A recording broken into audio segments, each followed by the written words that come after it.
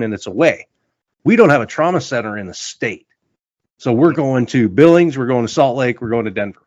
Yeah. Wow, I didn't realize that. I figured y'all did. And let's not overlook too. And this is something I took after talking to you with Jason is, people have medical, but they forget on the range, like you're talking about today. People don't have the stuff for the everyday, the right. So, and I want to touch back on this too. It's we're talking about this medical, like Chris said, to stop the bleed. All we're doing is we're buying time. That's all you are doing. You are buying an individual time. I got a switch in my head. I go from living to dead. You got me seeing all red. Now I'm becoming a threat. I fucking heard what you said. I'll make you have some regrets. And no, I never forget. So now you have a few debts. That shit, it needs to be paid with blood or some sort of pain. You caused a permanent stain, which has determined your fate. I've never seen so clear. I feel the end and it's near. The day of reckoning's here. The sound of deafening fear. Oh. What's up, everybody? Welcome to Locked, Cocked, and Unfiltered. This is episode 5. I'm here with my co-host Tony, Simon, and Clayton Slotlicker. And we have our guest of the evening, Jason. I never can say your name, no matter how many times I've sat here and said your name and say your last name. But Jason does WyoTech. He does a wide variety of training. I'll kind of let you introduce yourself, kind of let everybody know where they can find you and stuff. Jason Crotteau, Wyoming Tactical, www.wyotac.com. It's got pretty much our full menu. What's up, homies? What's up? What's going on? What's up, Jay? Great to have you on, man. I know I have training learned since I've seen you and stuff. Yeah, it's been a while since I've been back east. I've actually been doing a bunch of out of the country trainings.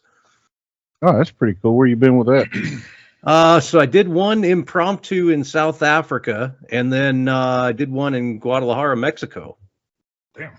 Now, was that some of your long distance, or was it pistol or rifle? So the one in South Africa was a handgun class. I did that for our PHs over there. Basically because, they live it every day.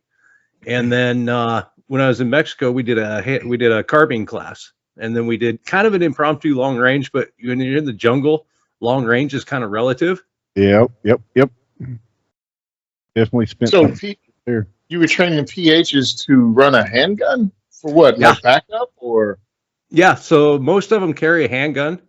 I didn't realize it until I was over there, but most of them do carry a handgun. They'll use it for like a final kill shot, or primarily it's self-defense over there.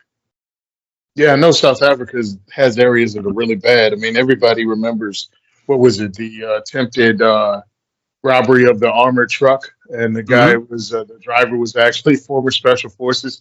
So the bad guys messed up on their victim selection process. Yeah, and I don't know how you'd steal a truck over there. The roads are so bad. It's not like you could have a high-speed chase. Nice. So you weren't teaching border infiltration in Mexico, were you? No. No, it was kind of surreal though, because I did have some law enforcement in the class, and they told me later on that they don't get that kind of training, and it's because the Mexican government doesn't trust them on the range.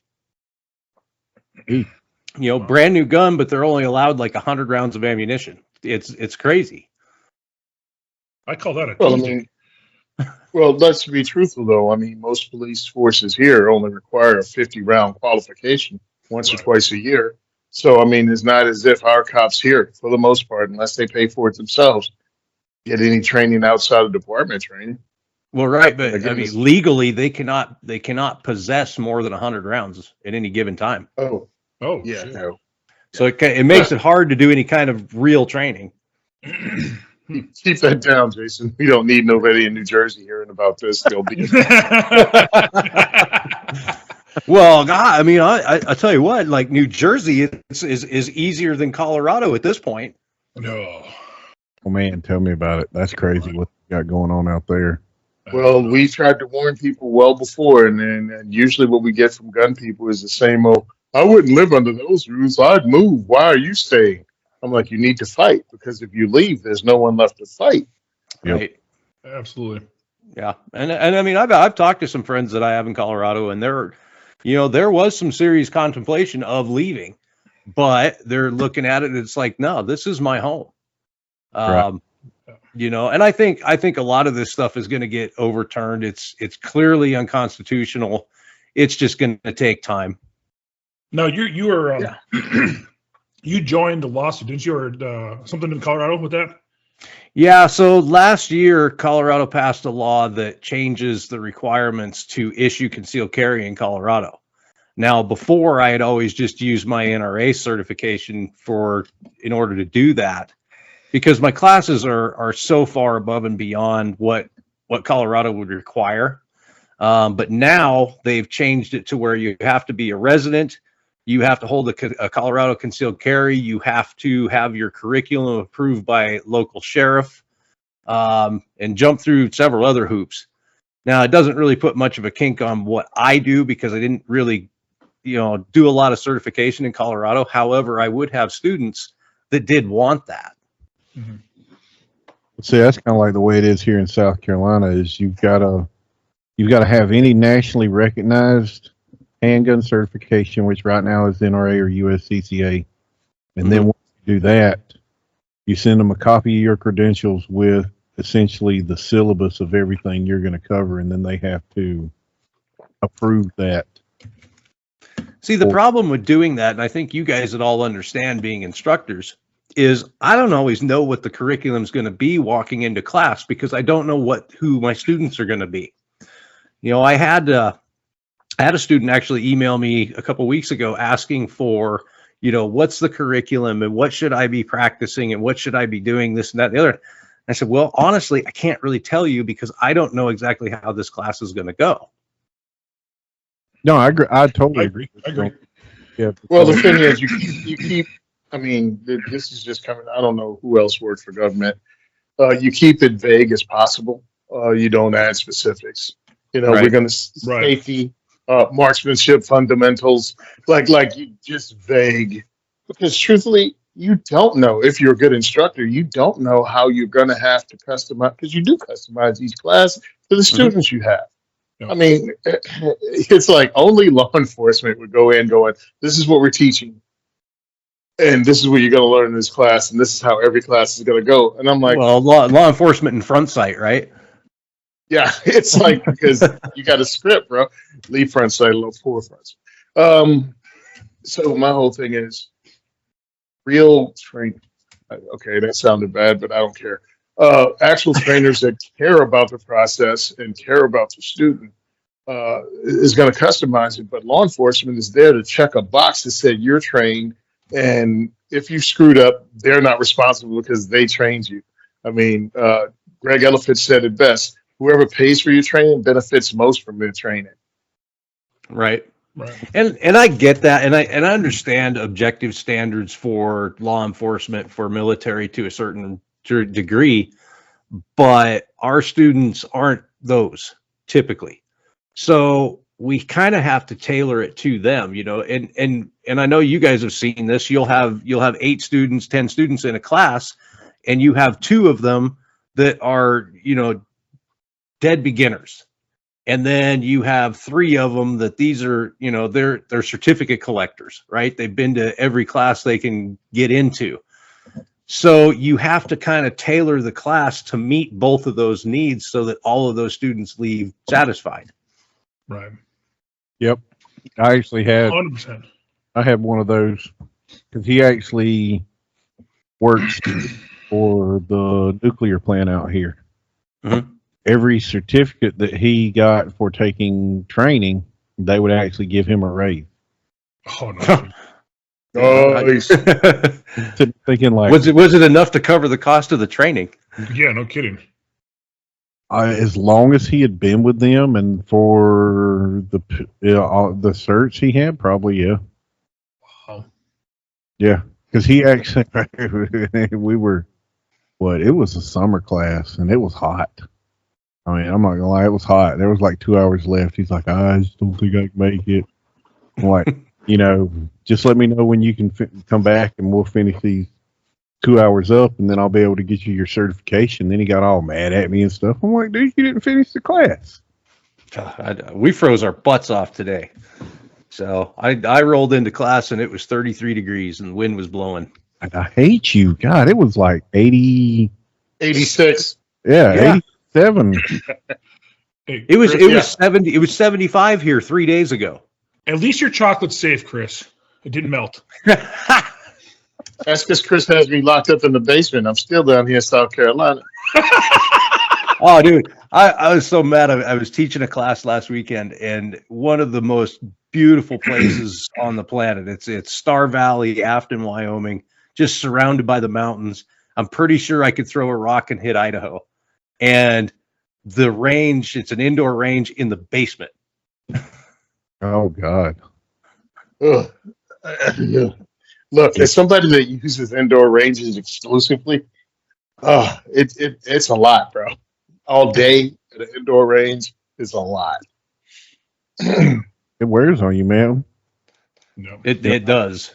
Even at the Iraq Veterans Range Day, I had to take a minute and go sit in my truck. Like, all right, I need the quietest moment I can get for a second here. Yeah.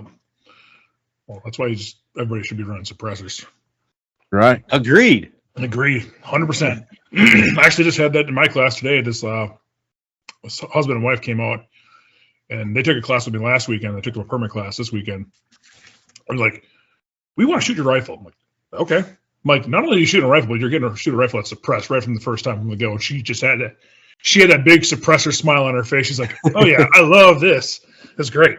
Speaking of suppressor, hey, anybody who lives in New Jersey who owns a suppressor and has to keep it out of state because they're illegal in New Jersey, NRA ILA is looking to press a lawsuit. So reach out to me or reach out to NRA ILA regional.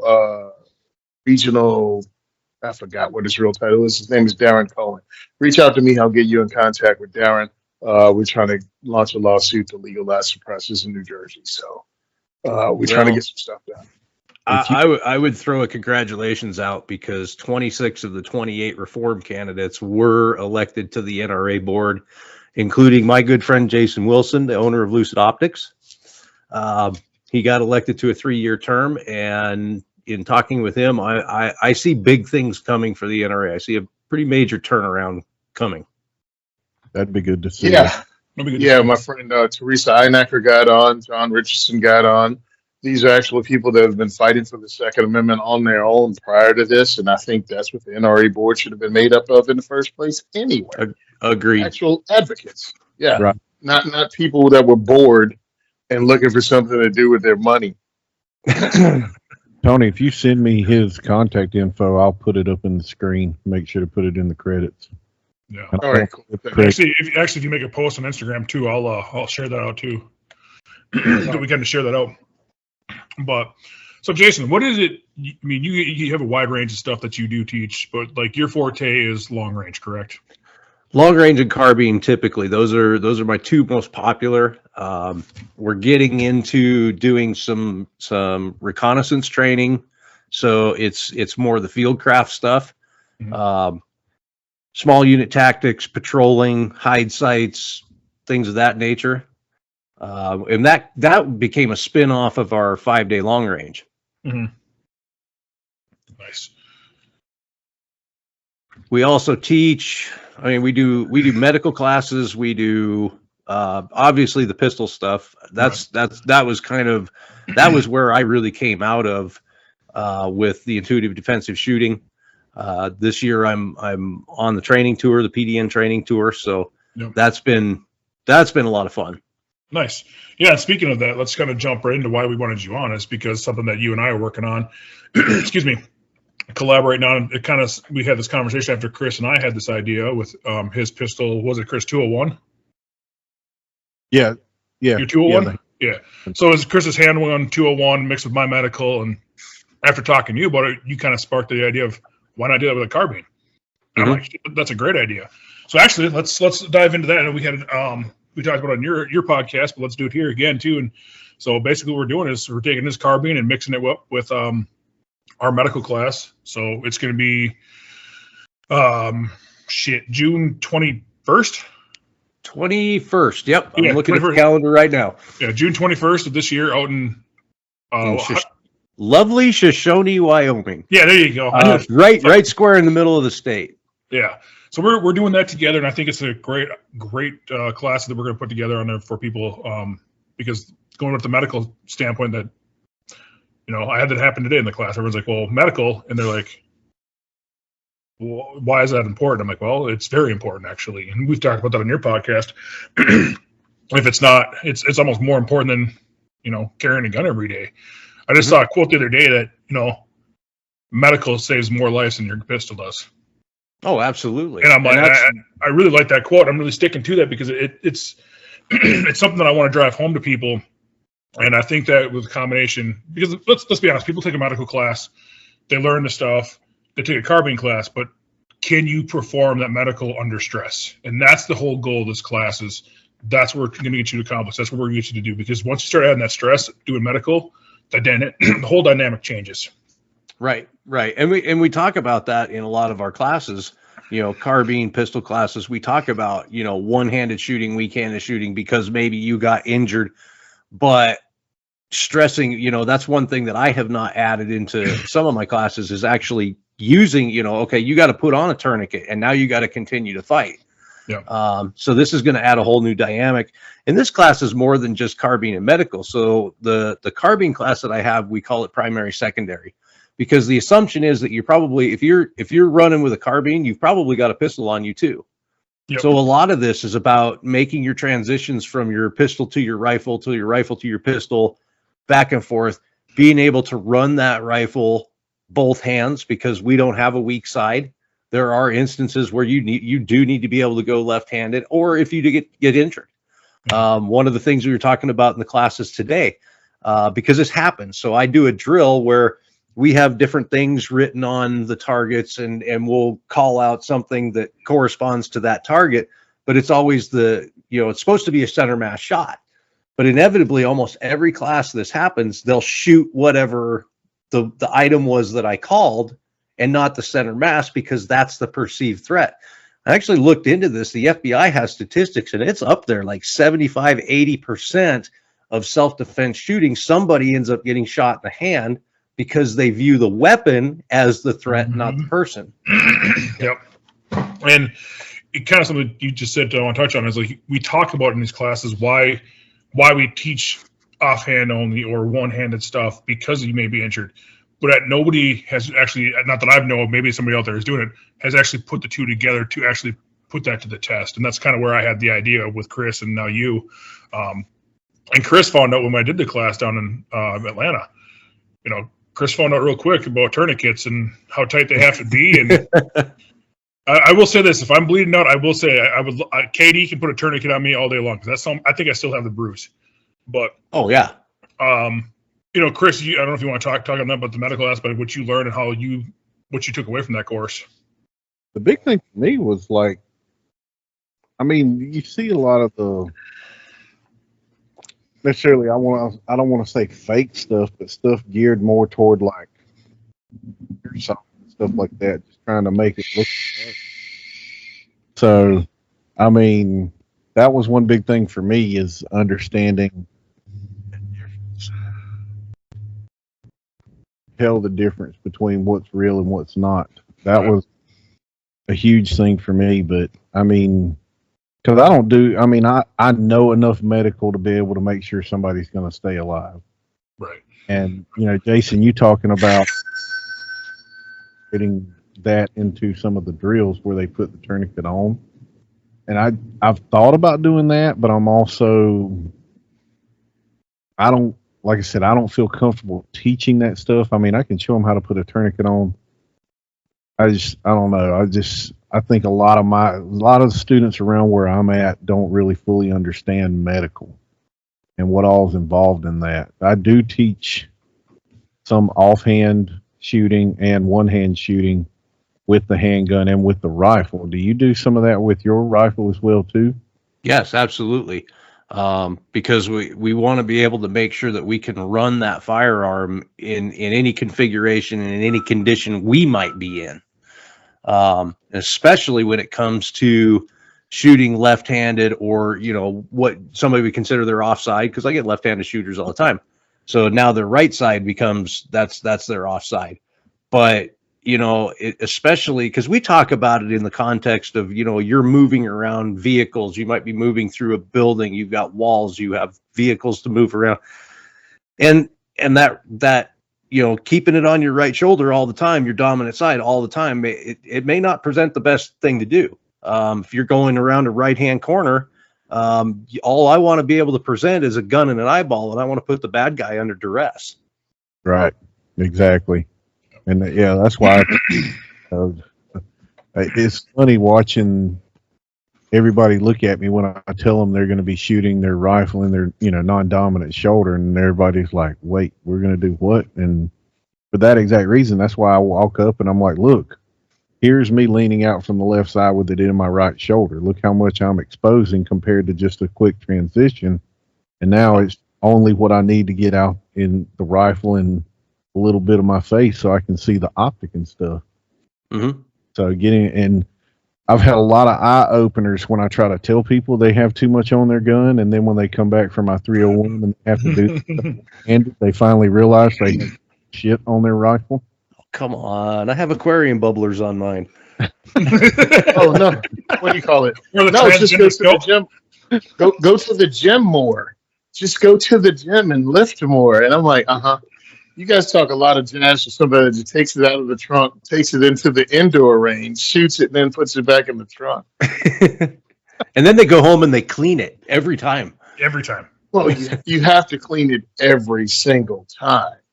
Yeah. Oops. Yeah. Yeah. I actually had a student today ask me how often I clean my guns, and I'm like, I can't remember the last time I cleaned them. Guilty as charged. I'm like, a little bit. But one thing though that bothers me about people talking about operating firearms with one hand, I'm like, oh, if you get shot, how's this? If you have carpal tunnel surgery on your one hand, you had that, but now somebody's breaking into your home. Do you know how to run your firearm with the other hand? Real life stuff happens. Let's not worry about getting, shot in the hand and then continuing to fight. Let's talk about the fact that last week you closed your finger in a freaking car door. Right. I've done that. Actually, my gun safe. Yeah. And it was my trigger finger, damn it. That's self-corrected behavior. But, yeah, so I'm like, let's stop going, what if? Oh, you guys are living fantasy. No, I live in the real world. How do you run your gun with one hand? How do you run your gun? All right, now your rifle. Can you run your rifle on your off shoulder the entire time? You can sling this up. I mean, this is slung up. It's on a mitten. You know what I mean? Just put a mitten on. You can't work this hand now. You brought up something with the carpal tunnel. I remember, James Yeager, who's no longer with us. We were down in Tennessee right after he had carpal tunnel surgery, and he switched all of his holsters over to the left hand, like he was running and like you said, that's a valid point. Why people need to learn these things because it's important.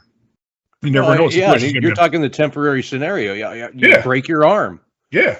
So now you've kind of lost function for 3 months. Exactly. Chris has a problem. Chris has a problem with that chocolate bar he's got, but it's practice. He has carpal tunnel and tennis elbow for a whole different reason. Agree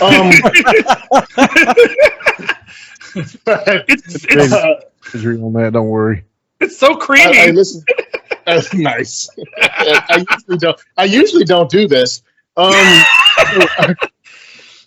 I listen to a lot of these guys, the whole, if your rifle's too heavy, go to the gym. But then, some of these guys are athletes or what do you call those people that fit? What's the thing? CrossFit. Yeah. CrossFit guys are always getting hurt. And now we have CrossFit / firearms related stuff because these people want to be in tactical games. And I'm like, okay, cool. You just jacked yourself up by doing your 700 burpee with a 20-pound weight balancing on your forehead for some bizarre reason. How do you work around that injury? Because the thing that went bump in the night is coming towards you. Have you ever ran your gun in your offhand? Ever? Right. Do you know how to run your rifle at all the other way? And the answer is probably no for most people. yeah. I do it just because I like pissing myself off. Uh, No, um, yeah, you're pissing yourself off, but you're doing that for a reason. I do the same thing. I just had the class I had last week. She's a left-handed shooter. In prime example, why I stress the offhanded shit or just weak hand shit, because okay, I wanted to show somebody, hey, if I'm trying to show you how to do this, I can do it too. And she kind of looked at me and said, "Was you a right-handed shooter?" I'm like, "Yes." I said, "But I've trained myself to do this left-handed because of the situation right here. You're asking questions, you're asking doing this, and I have to be able to show you." And Well, I'm trying to piss myself. Yeah, and I think as an instructor, you have to be able to do it. Now, I'm not saying Yeah. you have to be perfect at Oh, everything, hell no. but you've got to be able to do it because you have to be able to demonstrate to your students that people are capable. Yeah. And that's, I may be handy capable, but I'm capable. Guys. That's right. yeah, and like I said, that's kind of why we had this idea of this class, and I think it's gonna be a great class. I think people are gonna enjoy it because it does bring a whole new spin to a class like yours, and I think it's gonna be great. I know we were talking the other day about where you just were in Afton, how they were all excited about something, bring it out there, and it's the importance of it. People need to learn it. Going back to the medical, whether you're taking this class or not, you should get in a medical class. Let's just be honest. You're going to use that more than your firearm. Well, I always push that as, my students, especially my first time students, they'll always ask me, okay, I've been through this class. What's next? I always tell them medical. Yeah. Go do medical.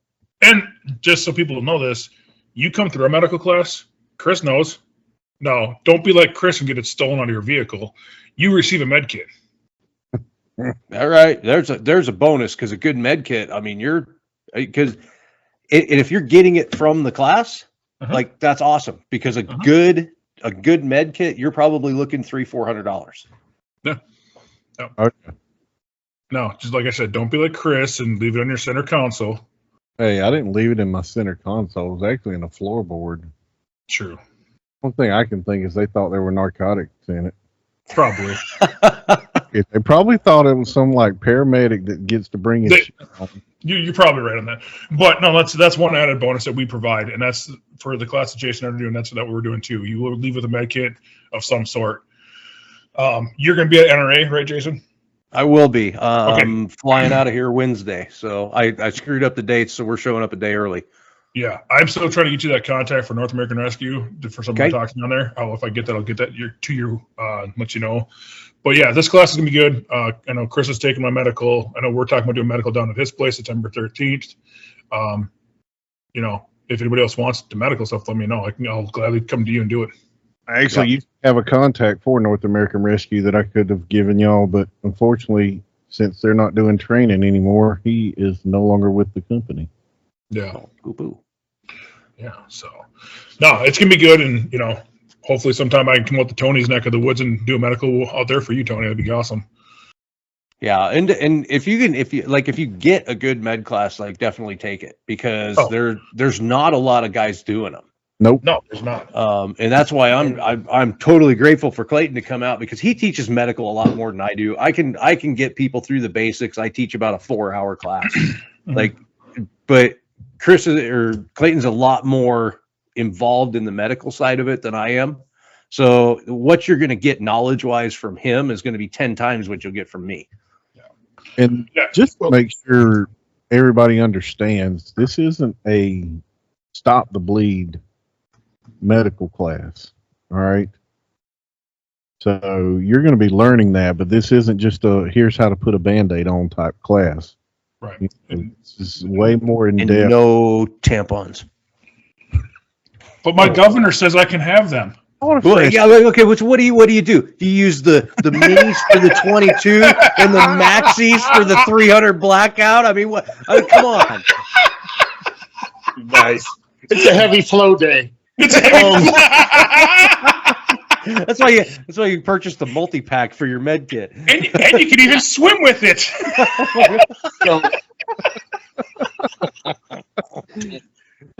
But it's really hard sell medical, dude. It is.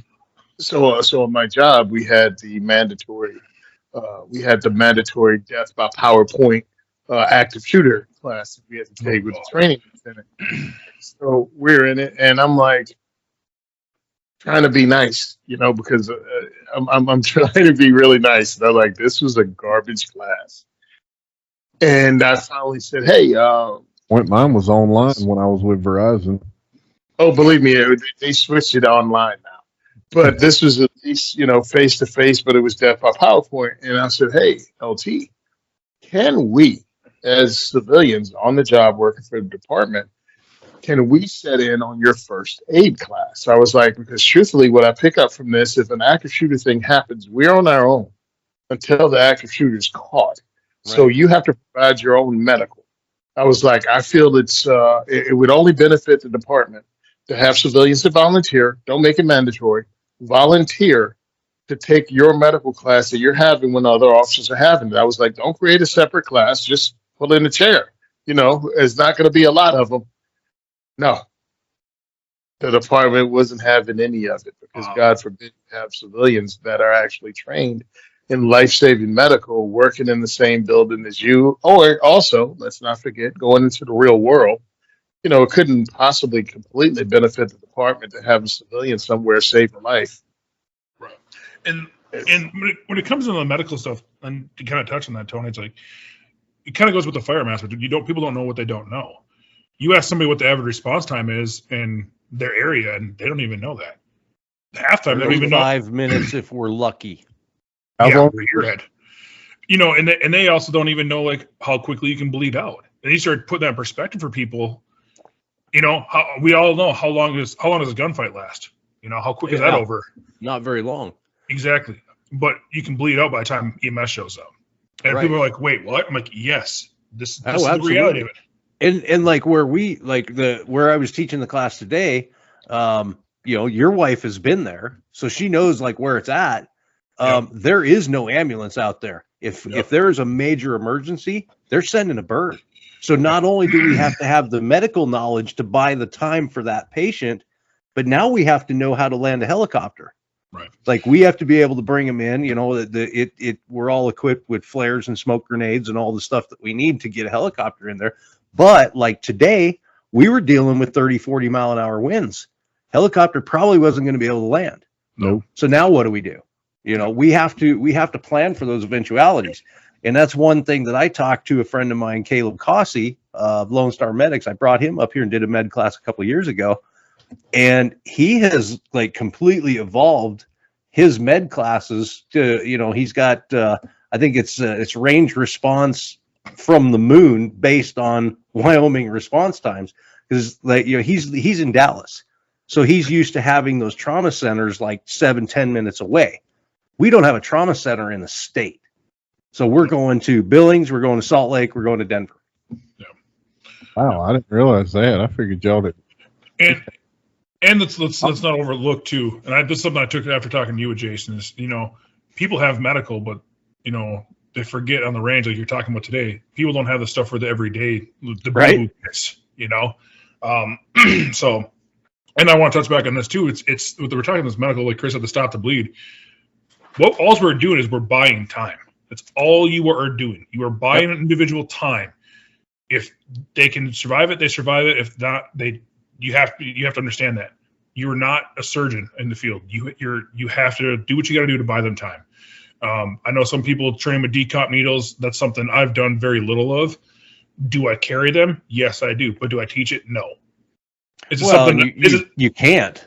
No, you can't. You got to be. I think it's paramedic or doctor is the only ones that can actually legally use it. Yeah, and I took now. I'll dart myself. I don't have a problem with that. Or if there's a doctor present that can use that stuff, that's why I carry it. I carry stuff that I'm not, I can't use, but somebody may be there that can. And that's one thing I stress in my class too. Whether you get the training or not, or people before I started carrying medical myself and taking the medical classes, I was carrying that stuff because I knew if something happened, somebody, hopefully in the crowd or where I'm at, knew how to use the shit. Right. And that's another thing. Learn how to use it. Like you carry the decomp needle for that reason. Same with me. There's other things that I carry too, but I don't know how to use it. Somebody might. I have friends that are medics, and Yeah, it's just it all boils down to the training aspect of things. You get the training, understand what you're using, just the basic stuff, tourniquets, applications, combat gauze, wound packing, all those things make a difference. We're not trying to, cut out bullets and, clamp arteries in the middle of the field here. We're not doing that. We're not giving you're not going to like get the burning stick and the gunpowder Rambo style. I mean, if you want, shit. We're not at Keel Bay giving IVs in the middle of a field in Missouri. But if somebody like a Keel Bay is around, absolutely they're going to be able to use that stuff. Right. And then it has the conversation. Well, I don't want to carry medical because I don't know where to carry it. Okay. Well, there's multiple ways you can carry medical on you daily, whether it's in a backpack, an ankle kit, whether it's whatever. But if you carry something as far as medical every day, one thing, I suggest a tourniquet. If you can carry two things, two tourniquets. I'm a huge fan of the Frog Pro. They have an ankle medical kit, and I love that thing. I've been rocking one for 10 years now. Yeah, that's one I got too. I started with the Riker. It was good, but I like the Frog Pro a lot better. It's a lot more comfortable. Mm-hmm. And that's got everything I need for your basic everyday shit. My backpack, Jen's backpack has the same kind of setup. We've got way more. I think you've seen it, Jason. Yep. What we have in there, how we have that laid out. And then there's things that I've added to these kits. People are like, well, why do you have a high visibility vest in your med kit? Well, what if I might come across a car accident or something at night? I need to be seen. Right. Things of that nature, stuff that people don't think about, just the little nuances and things. And and a low intensity flashlight. Yeah, that too. Being able to, think people, they carry I have all the lumens in my flashlight. Well, that doesn't do you any good if you're trying to check someone's pupil response. Right, exactly. And blind them with a freaking 10,000 lumen flashlight. Here, let me use my X300 to check your pupils. Yeah. No, we're not doing that. Oh my God, they're pinpoints. He's on drugs. No, you just blinded the dude. You just hit him with 100,000 candela. No. With the medical having that flashlight, because like you said, we ran up on a car accident. It wasn't like dark. It was kind of right at dusk, and the cops, nobody's gotten there yet, and I kind of had to get out there with a flashlight and was like directing traffic because it was out there on the interstate. Right. So you'd really be amazed at how much you need a good medical kit and a good flashlight, at least in your vehicle. Chris was living his village people dream. He had the whistle and everything. I saw Tony laugh. I'm like, oh shit. Oh, Chris is in there directing traffic like this. Wow. Did you have the little cone thing on the end of your flashlight so you're directing airplanes? He even had a Snickers bar in his mouth. His wife was upset because he had the high vis vest, but he took his clothes off and just wore that. Oh God, he's probably causing more accidents out of blinding. Here's I would need a vest at that point. Oh God, here's something I've added to my med kits too, simply because the flashlights. But how are you gonna do what you need to do if your hands are tied up holding the flashlight? Simple, get a cheap headlamp. Yep. That is probably the most important thing in your med kit. Besides the medical supplies, but if you're doing stuff in low light, just like in firearms, low light, no light, having that headlamp so you can do what you need to do to save someone's life or buy them time is critical. And so think about something I've got sitting here, even something like this. Yeah, clip it on your hat. You can turn that, flip it right on your hat. That's what I was going to say. Chris, that looks smaller than something else you have. Do what? That looks smaller than the something else you surefires. We need to be able to keep this on YouTube. So, damn. As soon as I put that thing in this video, we're going to get pulled in a heartbeat. I don't know. Have you seen what's on YouTube? If you start looking around. Well, not that freaking Instagram and TikTok too. That's what. Well, that's why we'll just post this on OnlyFans, Chris. I'll call it breastfeeding. That's what these women are doing. They're calling it breastfeeding, holding fake babies and showing their tits. Oh my God. But yeah, it's I post a site. Jesus. But yeah, no, it's the medical is important to learn, and I think everybody. Maybe I said this before. I'm gonna say it again. If you carry a firearm daily, you should carry some sort of medical with you, to some degree or less. Like I wouldn't even go that far. Even if you don't carry a firearm with you daily, you need to have 100%. At least a medical kit in your vehicle. Yes. Right. Well, I got in trouble. Well, not really in trouble at work, but my old job, they were talking about accidents in the warehouse, and I'm like, this is your kit here? I'm like, what do you mean? And I pulled out my ankle kit, and he's like, holy shit. I'm like, yeah, this is why I have this stuff. Because he asked me, safety guy's like, what's all this for? I'm like, because just in case, like, this is why. So my new job, I had to have a conversation with HR because I found out, well, one of many conversations with HR, that's a different story. A tourniquet, he's gonna hurt me. So we went on a locked campus when I first started, but there's no threat to the company. Bullshit. Anyways, so I got looking at these. We have what they call the jump and run kits. So I decided I'm going to look at these things.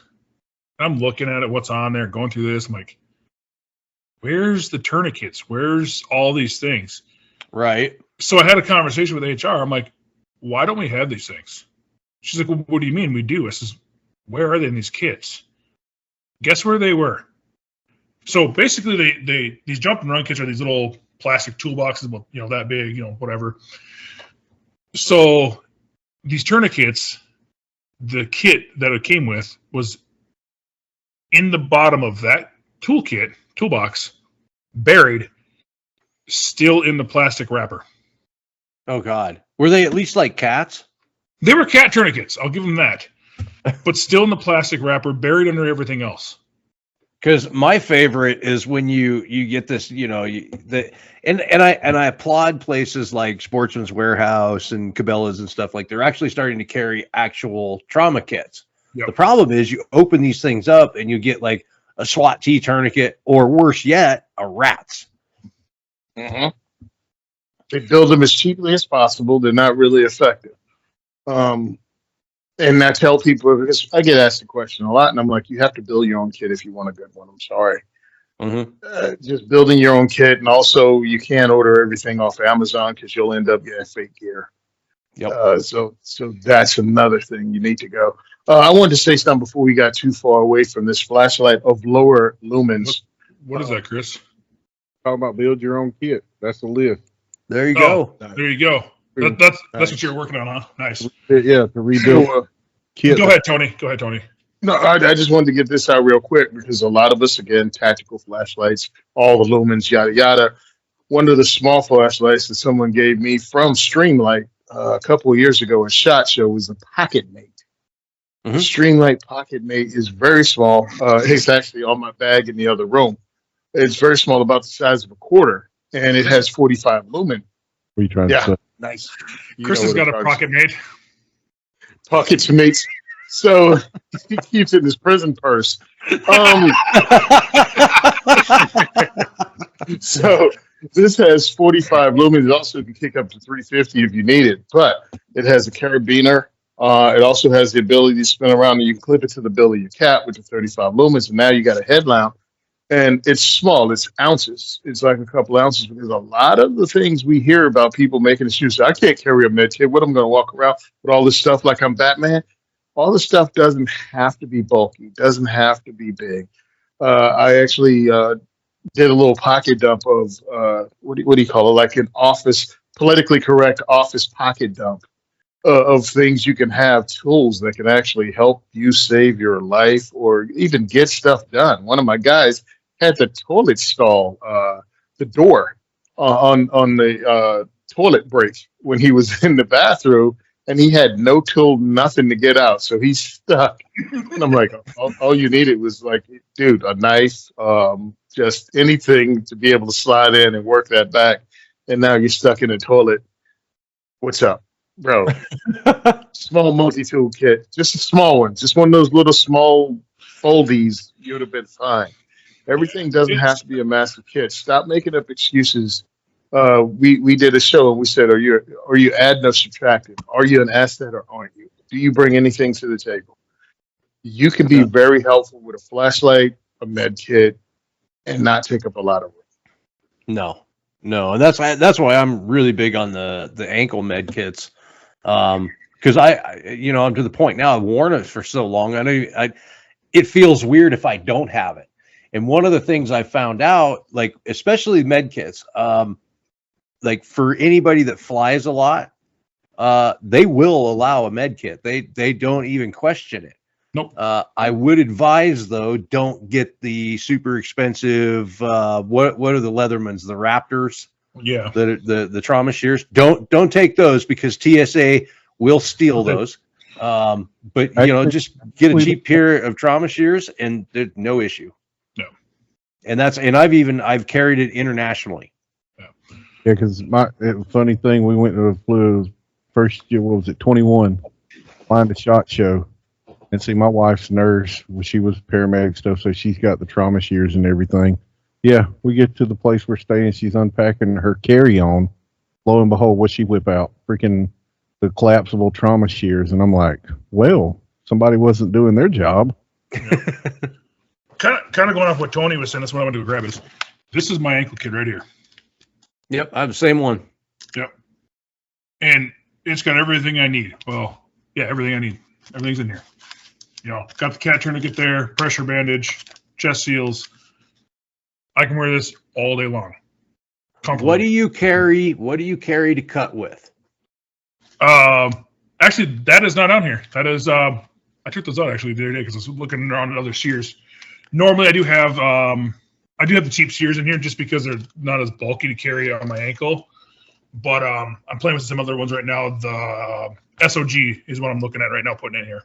Because I run one it's a buck, and it's technically supposed to be like a Skinner tool, but it's super like razor sharp, super small. It's like that long, right?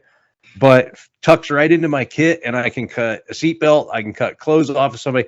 And the nice thing about it is the way it's designed. I'm not worried about cutting someone trying to cut a pair of pants so I can get to a wound or something like that. So yeah, the SOG pair of shears is the one I'm looking at putting on there, and it's got everything, the seatbelt cutter and everything on there too. It's got a multi-tool. But yeah, that's why I don't have it on there right now because I've been playing around with different things. But, yeah, because all this thing is, it's just straight up like a gut hook.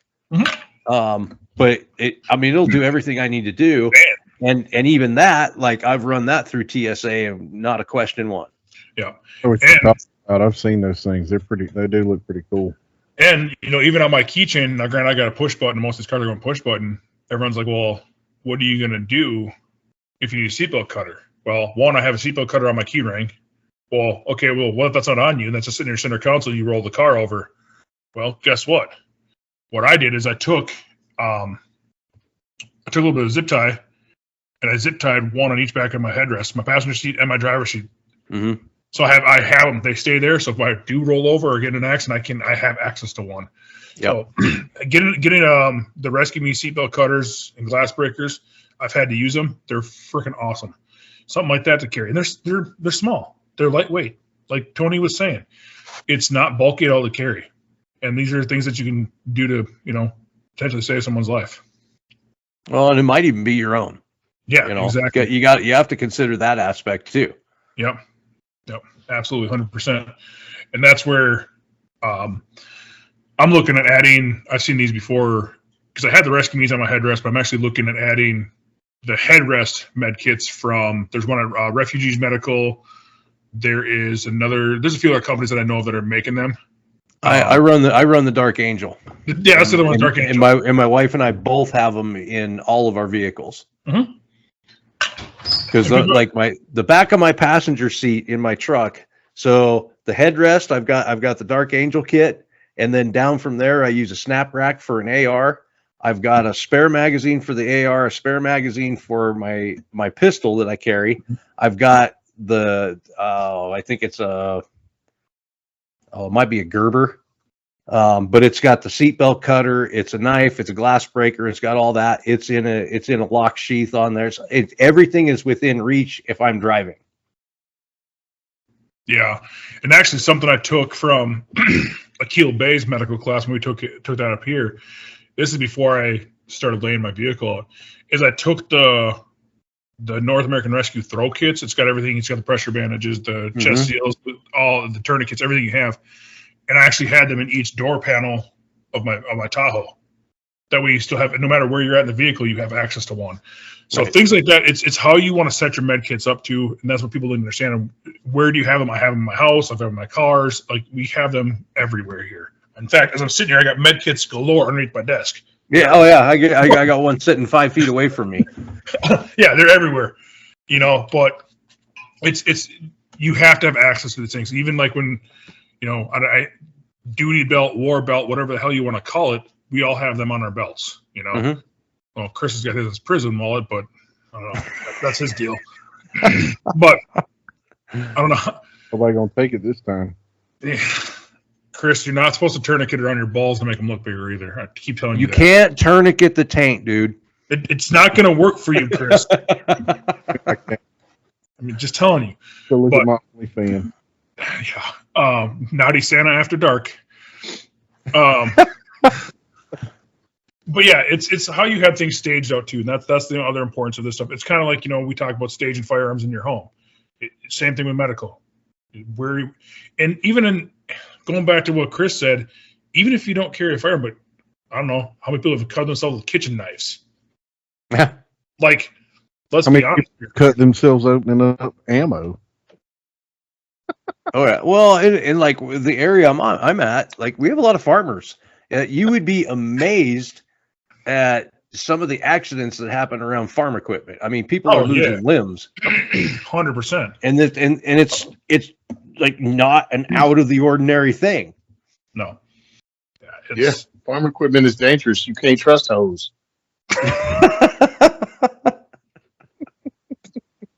Especially when you hook them up to a diesel engine. Oh man. Jesus. But yeah, I'm looking forward to this class with Jason and Chris. I'm looking forward to coming down to you to do the medical, and hopefully people come out and get signed up and get registered and learn some things, because it is an important thing to learn. It's one of the most overlooked classes to take too, because let's be honest, nobody wants to take medical because it's not the cool guy class. It's not it's not sexy. No. When need it, you need it. Mm-hmm. What I was saying though was during my civilian class, and I was trying to get people to actually take medical. What happened is I was frustrated enough to actually host a medical class. Got together with a friend of mine, emergency room doctor, another friend. Found a place that we could actually book time in a corporate, one of the places in corporate where you can rent a classroom. Mm-hmm. We rented a boardroom and we did the medical class there. We had med kits there. And we ran a med class / active shooter class. So we gave the medical class, and then we did the active shooter class and tried to apply some of that during the active shooter class, where we actually had force on force active shooter. And it's like you have to combine all that, and you still can't sell a class out because people are like, oh, why do I need that? Bro, no one's saying you're going to win. All right. Or, okay, you did win your conflict, right? But there were multiple. Let's talk about Mumbai and the shooting that happened there. right? It took days for the police and the military to clear the hotels. Can you imagine being with a loved one or a group of people? All right, you've protected them against whoever ran into that room, but you got 4 wounded people, and you're still 3 days away from actually having the place cleared. What are you going to do? Just watch them bleed out because, you didn't think medical was cool? And understand, you don't have to have every kit. It's the knowledge, bro. It's the knowledge that you And that's use something else. You can use alternatives to this if you have to. There's equipment that you need that's the best equipment that's for that purpose.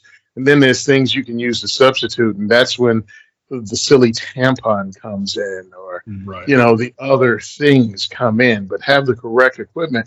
I'm like, you're an asset when you know how to save lives. Yeah, and that's something you brought up, active shooter. I'm just going to touch on this because we've had that shooting in Florida just the other day, right? Mm-hmm. Okay, what happens when you have an active shooter? Who cannot enter the scene until it's deemed clear?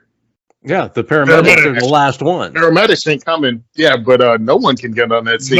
Nobody can. Exactly. So, and guess what? You don't have priority. Even if the cop is a paramedic, he's not stopping to help you. Yeah. They're looking for he will walk past your bleeding ass to find the shooter. So even if the cop, if you're lucky, he might toss you a tourniquet. Yeah, might toss. Yeah, exactly. And Tony, you make a really good point, Tony. And people that don't like, I think people overlook this, especially guys that have they go to all of these classes and I am so well trained, da da da da da. But you know what? The bad guy gets a vote, and I don't think that gets stressed enough. Yeah. Nope, not at all. It's like you're going to win 100%. Your family members aren't going to get hurt. Innocent bystanders aren't going to get hurt, and you're just going to be hailed as the hero that did the double tap. Oh, you stopped the threat. Can you help anybody? No. Right. So you somehow got your truck gun. Let's go ahead and live their whole fantasy, right? Somehow they acted active shooter. They ran out and they were able to get their freaking 10.5-inch truck gun, ran back inside. Well, it definitely had a plate carrier on, stopped everything. Now you have like 8, 9 wounded. Because I think in the Florida shooting, again, I only saw it in the beginning because it happened when I was on my way to diversity shoot. But they had multiple wounded. Well, now you're in the room with the multiple wounded at the mall. The police have to clear the mall. Your hero worship lasted up until these people started dying around you, dude, like bleeding out. Now, but you have to remember the guy that got his truck gun and his plate carrier, he's union. Saving them is not his job. Yeah, exactly. So the knowledge is better, dude, because you'll find more car accidents, bicycle accidents, farm accidents, all that well before you ever get involved in the shootout. Yeah. My very first car accident that I rolled upon that actually helped somebody happened when I was 15 or 16 years old. There was a car accident at the end of the road because I'm from the country, so I live in the middle of nowhere also, and the police response time, if you're lucky and catch someone for the sheriff, is like 20, 30 minutes, maybe. Yep. Yeah, so, and that's if they're in the area. I mean, where I live, it's the second largest county in the state. We're 9,900 square miles for this county, and we have 8 deputies. Wow. Yeah. And that's something else too, Tony, you talked about is the knowledge, and that's something Chris can probably touch on without going too much in the weeds, revealing my secrets. That's something I teach is alternative methods on what to do and what you can use. So, and because people don't think about that, you're getting the knowledge, but what do you do if you don't have these ideal tools? What can you use? Well, they don't think about it, or Bubba Joe off of YouTube told me to use this. Right. Don't use baling wire as a tourniquet. But it got so tight. It got so tight. It cut the blood supply off, that's for sure. But Chris is talking in a high voice, and that happens. Yeah. Oh, I can use my belt. Your belt's not really gonna stop that, bro. I mean, it might slow it down, but we're talking. Oh, they lasted 3 minutes instead of 1. Great. Right. That's the other thing too with the medical training is just understanding actually how tight you have to get that tourniquet. A lot of people don't realize that, and Mike Martin brought up a good thing at Train and Learn that I didn't even really think about, but explaining to them, letting them know, all right, look, this is about to hurt. Mm-hmm. To understand this is going to save your life, because more than likely they're going to be screaming. Yeah. And even in a car accident, more to me, I'll probably more at a car accident than you would at an active shooter. People screaming, freaking out and stuff. You've got to try to calm them down so you can administer some type of first aid to them, depending on what's going on. The cognitive thinking in a car accident is just as bad as, I wouldn't say just as bad, but pretty close to just like if there was an active shooter. So just that to me, that's the biggest thing of understanding how tight that tourniquet actually needs to be put on. Yeah, and I like this, man. Knowledge and training gives you the ability to be calm. And calm, like they say on active self-protection, calm can be a superpower. You're not freaking out because you've trained for this. You've seen this before. Now calm everyone down. go about doing your thing because you're competent, you know what you're doing, and even if you have the kit, they're gonna calm down because you just ripped a medical kit off your ankle, bro. Like, oh look, all right, we're good to go. This guy, one, he's calm. He's telling you, you call 911. You do this. You do that. You go look for other people. I'm gonna handle this right here. All of a sudden, there's someone in charge. They have something to do, and they're not freaking out. Yep. And it's like that comes through just having the training, bro. You don't even have to have the kit to be able to at least take command of an accident or a site. And then if you have the equipment, now you're even more confident. Hell, they'll probably ask you, "Are you a doctor?" Dude, I have I have gauze and a tourniquet, bro. I think the fun thing for me though in a medical situation was it was rec softball, you know, and I mean you get some of your hardcore guys that just think they're playing some kind of professional thing. Dude went to slide to catch a fly ball and actually broke his wrist. Well, at the time my wife's, you know, paramedic, EMS and stuff, so she's going out there to check on. Before she gets out there, here comes this jackwagon, comes running up, pushes everybody out of the way. Back up! I'm a lifeguard. Oh my God. I'm sitting thinking, like, well, where's the water? You ain't giving mouth to mouth here. Well, we know you won't give Tony mouth to mouth. That's why you guys broke up. Well, and there's things that you're going to learn in a med class. You know, one of the things that one of the big takeaways from the first med class I took, it was, you know, understanding not putting yourself in danger to try and save someone.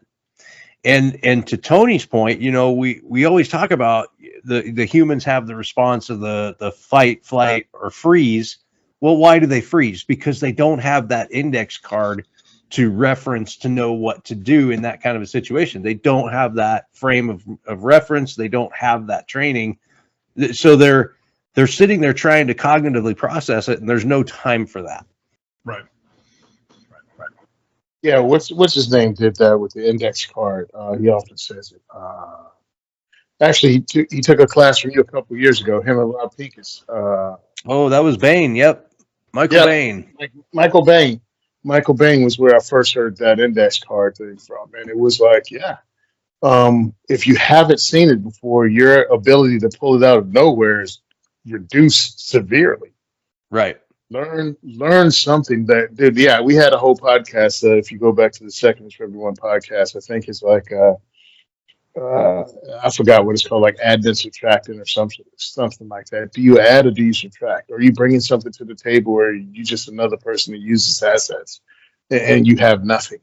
And it's like, dude, bring something to the table, because a lot of us firearms owners, you see yourself as a good guy. Many of them are volunteers, a lot of different things, from kids softball to other things. But do you know medical? Because that, from your kids' ball game to the drive over to your kids' ball game to somebody getting hurt at work, medical. I don't see myself as a good guy. I have deemed myself the neighborhood warlord. Nice. I'm the captain now. We got a gold AK. Just walking around with a gold AK. I don't have the gold AK. We got the gold 50, the Desert Eagle, but not the AK. Close enough. Desert Eagle Mexican carry. Good to go. Hey, right? There you go. Oh, thing's big enough, it'd probably work as body armor too. Much if you're small enough.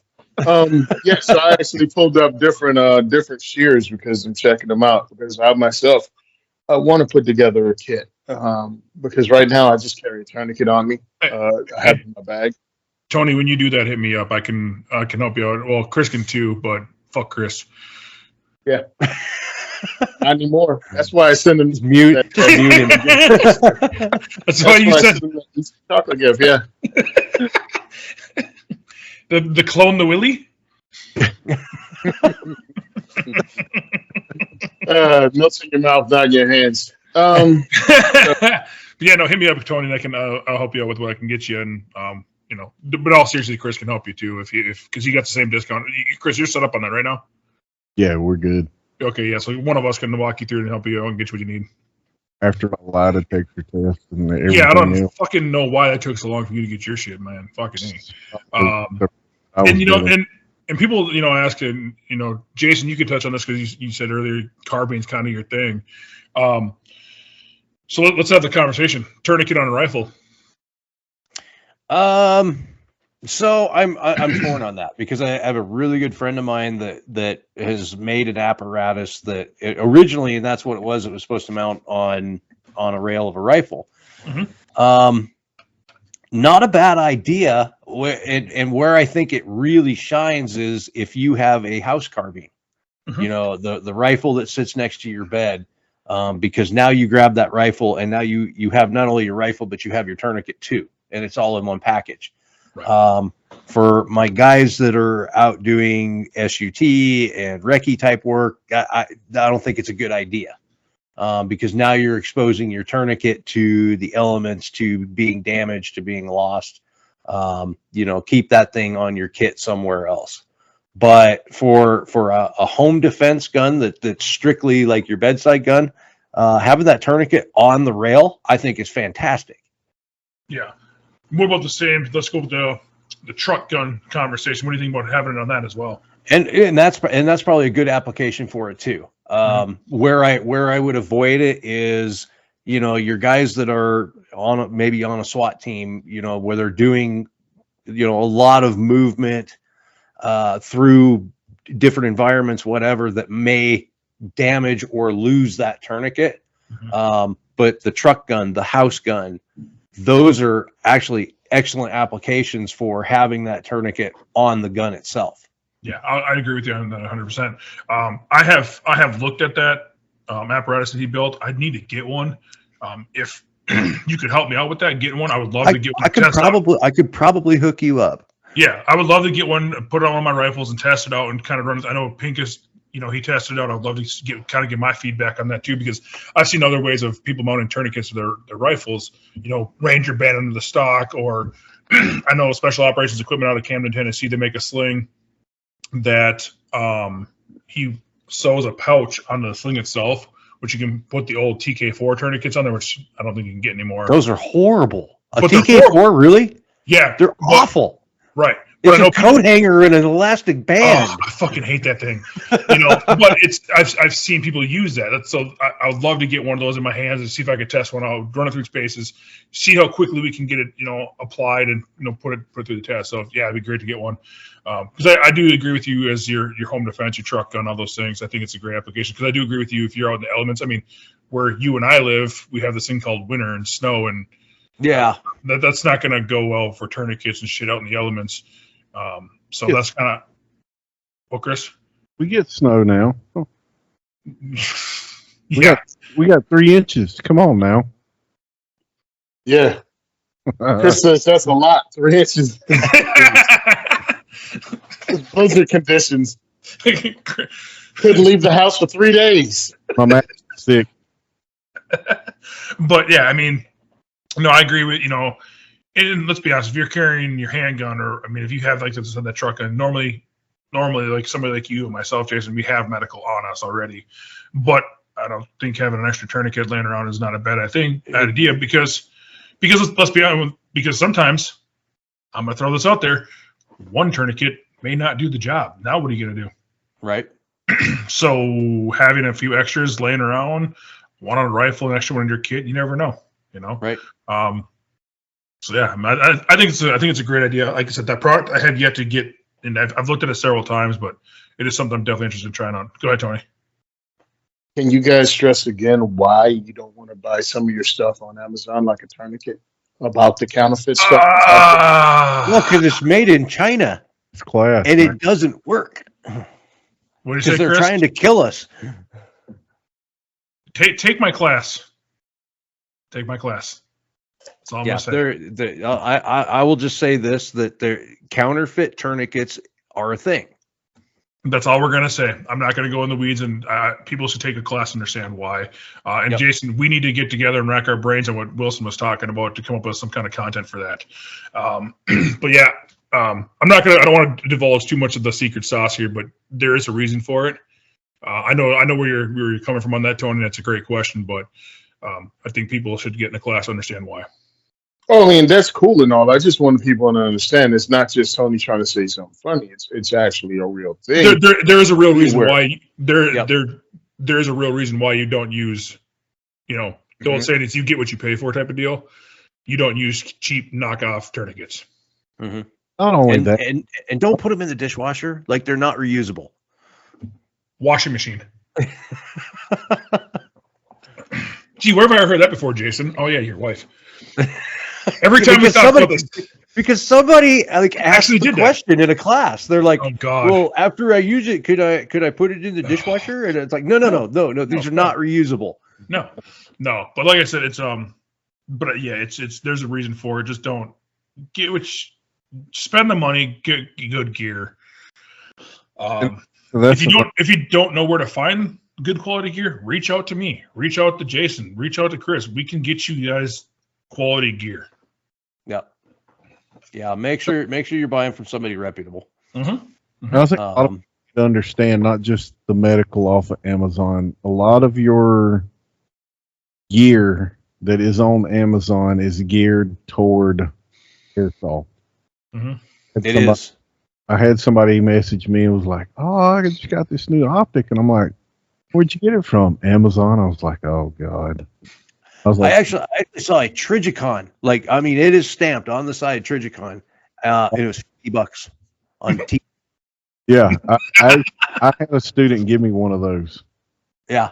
They brought it in, and I'm looking at it like, man, that's a nice. I was like, ACOGs are really good optics. I was like, "Oh, how long you had it?" And, "Oh, not that long. I got it for the class. I ordered it off of Amazon. I just hung my head." Here's the thing. Here's what you get when you buy optics off Amazon. You get a transgender scope. Oh my God! Don't even get me started. He was having. I noticed his shot placement was a little funky.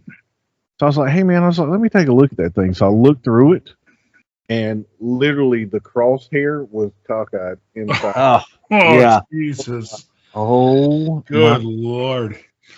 No, it's yeah, the transgender scope. That thing is So that class that Pincus came to, him and Bain. So Rob walks into this class and he's got the scope on a rifle, and like nobody knew because it was all painted up and everything.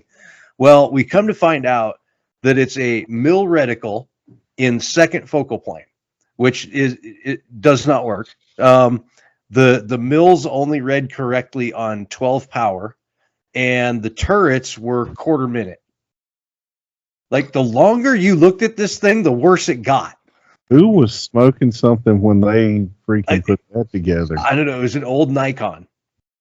And what happened was, and the way these scopes get built, because I still see stuff like this out there, right?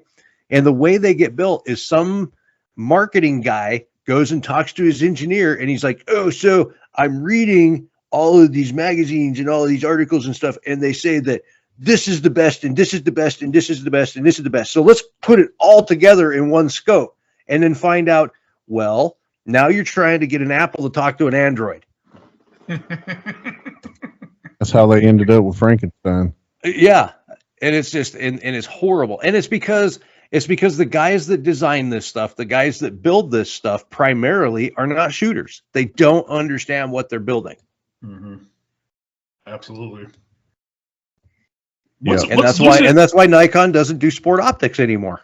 So what's since we're kind of jumping on the optics conversation, what's this new thing I see Lucy's got coming out? Which one? It kind of looked like I don't know if it looked like was it an enclosed emitter? Oh yes. They're first ever, world's first closed emitter blue dot. So I'm glad y'all brought that up, because that was one thing I did want to bring up while you're on here, because that was one thing I was really glad when I saw you were coming to Train and Learn, because that was right before, a year and a half before that. It's when I got my first Lucid, and that blue was, at first I was like, I really don't think I'm going to like this, but the more I started using it, the more I started liking it. And then talking to you and understanding kind of the philosophy behind that blue, I think is also key to helping you learn those optics a lot more. Mhm. Just a little rundown on that, if you don't mind, just so everybody understands the blue and everything. Because I get a lot of questions when I Same tell, here. about Lucid, and the optics, when people are asking me about, what are some good optics, and I'm listing them out, and I'm like, I always tell people, like, just understand, if you go with Lucid, it's not going to be green or red, it's going to be blue. So just so you understand, because some people that look through it and they're like, I just don't like that. I'm like, well, I think you just got to give it time. Well, and there's a lot of advantages to it, and there's a lot of science behind the blue. So the reason that we've always done red or green is primarily the industry's lazy, plain and simple. They were able to do red and green using the same coatings for the lenses. Blue required an entirely new engineered lens coating to be able to reflect that blue, and that's why this is the first closed emitter. Now, you probably have the 1:6, or you might have a HD7 or something that's got the reticle illuminated, but their new closed emitter. This took several years to develop, but the science behind it is that red and green, and understand they're very, very close on the spectrum, on the color spectrum, which is why they're able to produce them both with the same lens coatings. Blue compared to red and green is clear over here, right? And it has to be a very specific wavelength of blue. Lucid's actually patented it, the wavelength, so nobody else can use that color blue. But blue, where red and green are alert colors, they're very much, yes, look at me, but number one, they're a stop color, meaning you can't see through them, but they are an alert color to humans, so they're agitating to us. Looking through a red dot for a long period of time, your eyes will actually start to vibrate, which is why after a while your eyes will become fatigued using red and green. The blue is actually a calming color. So if you look at, especially look at psychiatrist's office and things like that, and they're always kind of that pale blue, right? Because it's a calming color to humans. The blue also works extremely well with night vision, especially the new stuff that's all the white phosphorus. The last thing with blue is it is the fastest transmitted color. And the way I show people this is I have them look through a red dot, right? And I will flash them in the eye with a flashlight and see how long it takes before they see that red dot. Then we'll do it with blue.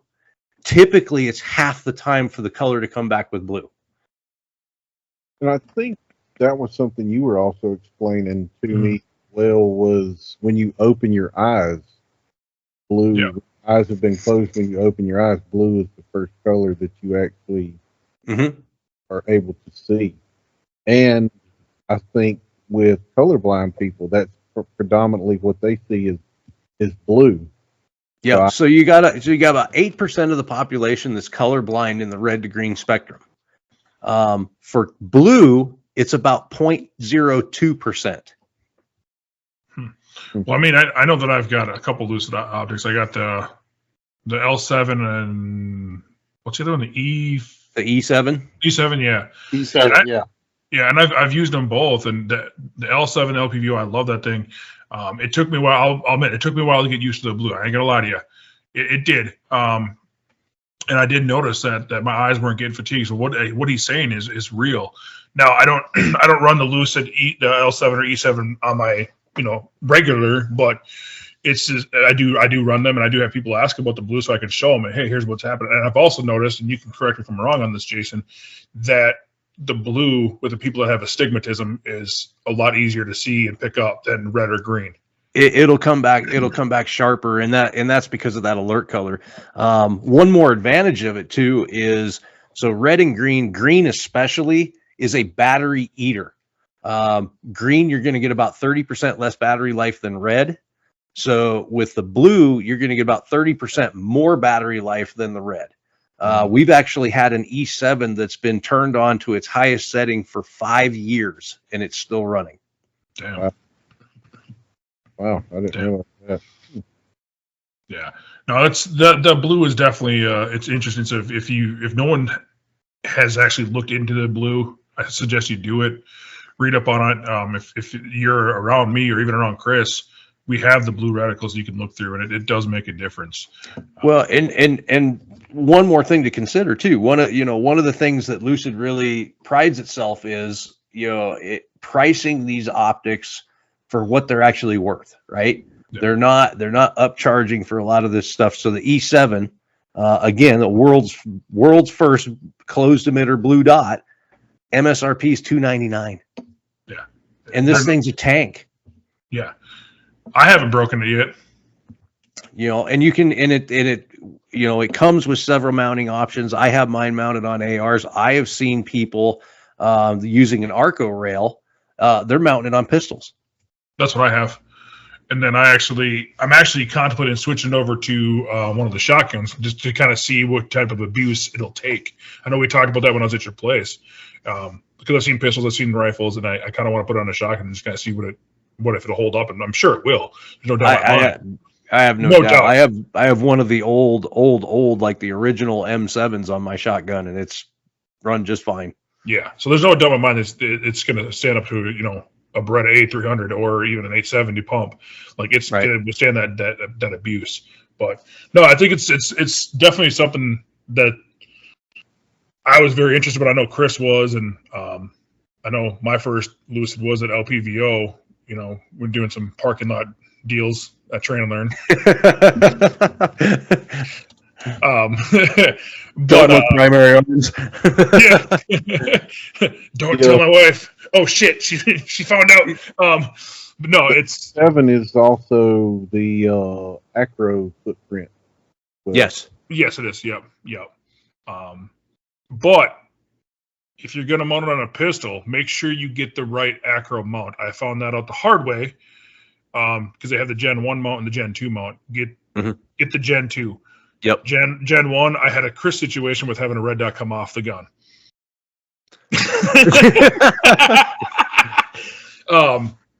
That's why you always keep a backup gun, because you just never know. Exactly. So once I talked to both you and Jason Wilson about that, and that's when I found out I get the Gen 2 mount if you're going to put it on a pistol, and I haven't had any issues with it since. So perfect. It's interesting. It will take a while to get used to, like Chris was saying, but I like them. They're tough. And actually, your wife was present when I detonated 2 rifles, and both of those scopes survived and didn't even lose 0. Wow. Yeah. I do need to get out to you and take a carbine class to actually learn how to use the L7. So that hopefully happens this year. Well, yeah. That's going to happen. I'll make sure it happens. I don't give a shit what I got to do. I'm going to be standing on your head. Oh, here we go. Now we're talking positions. All right. Tony, your favorite position, baby. Broke back prone. I'm leaving broke back prone. if it makes you feel any better, I actually had to take a shot in South Africa in a very, very similar position. I was left-handed with the butt of the rifle in my elbow, looking upside down through the scope with my left eye, because of the way, just where we were at and the way the truck was parked. I was the only shot I had. Yeah, they did that on purpose. You know that, right? I'm pretty sure they did, but that's me. Like standing, perfect shot, perfect rest, everything. I can't hit shit. You turn me into a pretzel, and I'm fine. Okay. Now, for people under pressure, people that don't know, brokeback prone is actually a shooting position, which was it's valid, and it's not mine. I'm glad we have to clear that up to Chris. It's not a sexual position, Chris. No matter what you tell Tony. Well, I mean, it could go either way, really, just depending on how the mood is. Exactly. But I heard about this. I'm like, where'd Tony go? I was like, you said brokeback prone, and I'm sitting here like, what are we? I thought this was like rifle training. I'm like, what are we?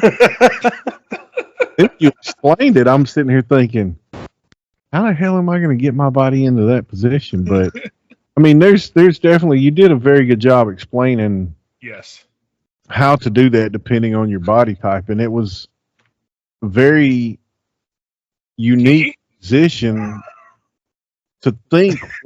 But like a very good point that you made is you might not be able to just go prone and go up under a vehicle. Right. And that's kind of the whole idea is that, all you have is you're behind the axle and the tire of a vehicle, and the only shot you have is to go under. So it's very much a limited context use, but a lot of the things that we teach is developing again that index card, so that if you do find yourself in that very, very unlikely situation, you have a tool that you can go to. Exactly, just like using your rifle or your handgun with just one hand, whether it be your right hand or your left hand. I mean, the odds of something like that happening can be pretty small, but like you said, you've seen it where the statistics show more people get shot in the hand because they're focused on that gun instead of the actual threat. So could it possibly happen? Yes. Is it good to know? Yes. Just like anything else. I mean, it's like Tony talked about. It's the knowledge of that, and it definitely changed my look at using a vehicle, because you don't really. I've never really thought about that when I've talked about using a vehicle for cover or shooting around a vehicle. When people ask me about that, it never really crossed my mind, because if you're in a parking lot, I mean, these vehicles are pretty close together. You might not be able to get in a prone position, especially, let's say you're at a car show and you're a lowrider car show. I mean, just look at that situation. Most are slammed to the ground. I'm not going to be able to get up under a vehicle or go prone in something like that. So it's definitely a good thing to know. And I think really you should sign up, because I'm sure you probably do teach that in your classes and stuff. It's something you talk about. So I don't want to ruin the surprise for it. I think really just sign up for his class and go and take his class and understand what we're talking about with broke back prone. I just told Jason, and he can't cheat. He can't practice. When I take his long range, I want to hit a mile doing broke back prone. I'm gonna attempt it. But see, Jason, he thinks he's got the plus in the upper hand. He can practice that. I can't. Because we were at training learn doing that, and what was the target, like 140? It was like 120, something like that. Yeah, 150, 155. It was. I'm like, yeah, no problem. I can hit 150 yard shot with my handgun. That's not the problem. It was the position that was the problem. It's like, all right, now you have this situation. You stand up, you hit. You know what I mean? You stand up, you hit. You go prone. You can't. You physically can't get into the prone position. What do you do? Right. And not only does it teach, it gives you the index card for that situation, but what it does is allow you to get out of traditional thinking. It gives yourself permission not to think in the box anymore. And it's like, oh, I did this thing once. Maybe I can do something else, but I've been there before.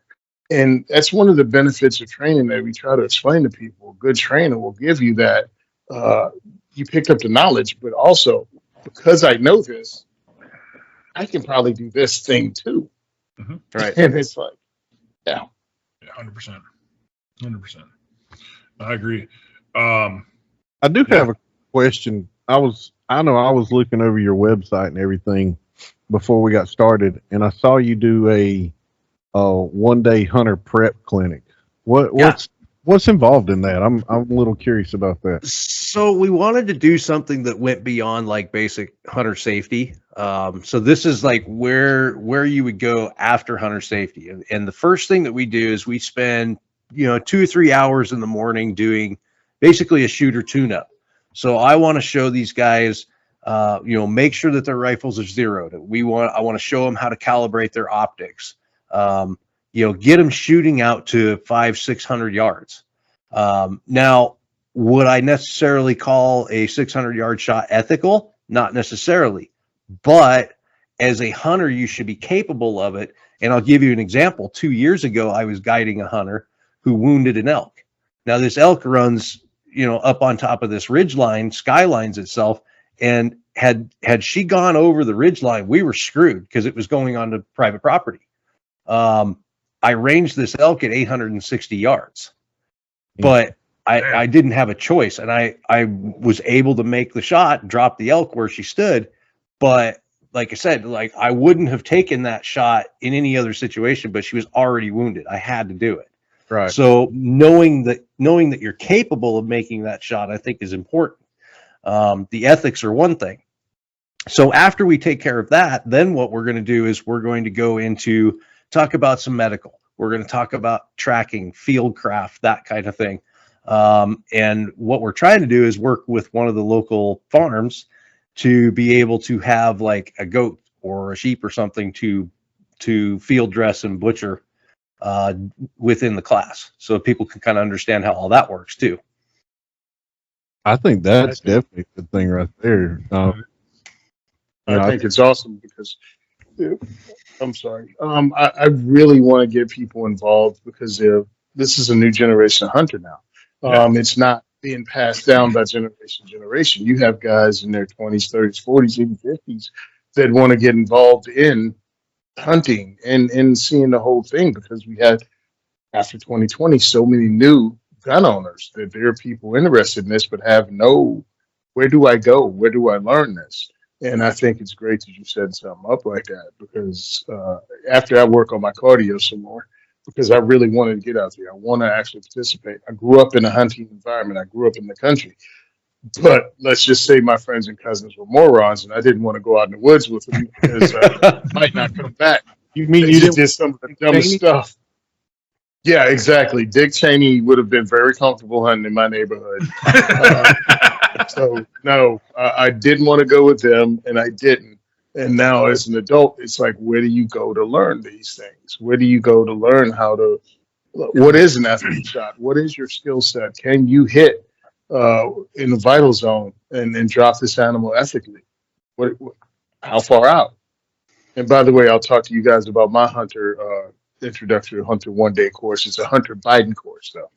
We work with strip clubs and drug dealers across the country to get you ready to do that Hunter Biden lifestyle. Nice. Well, I don't think Chris can take that course with you, Jason. If you get the goats, he's got a thing being around goats and shit. I don't know. It's kind of weird. Well, I'm in my next one. order.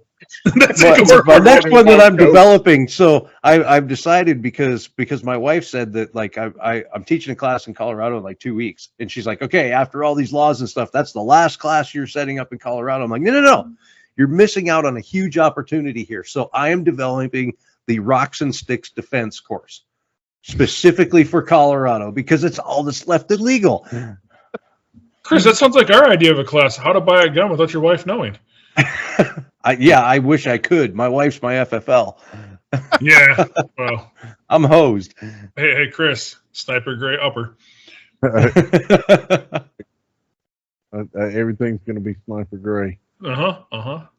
But the hunter prep course, the main thing behind that is I looked really hard at what Wyoming does for hunter safety.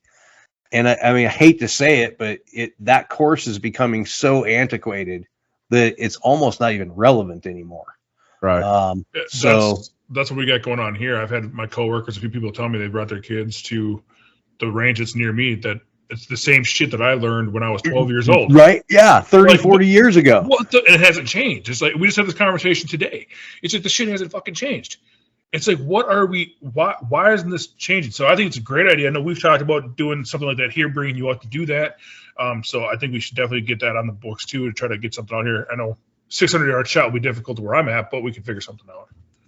Well, yeah. I mean, it's easily adaptable to the environment you're in. Exactly. You know, that's the beauty of it. Mm-hmm. Well, and I think that also goes back to setting your rifle up for its use. And, like for me, when I was setting my rifle up, it was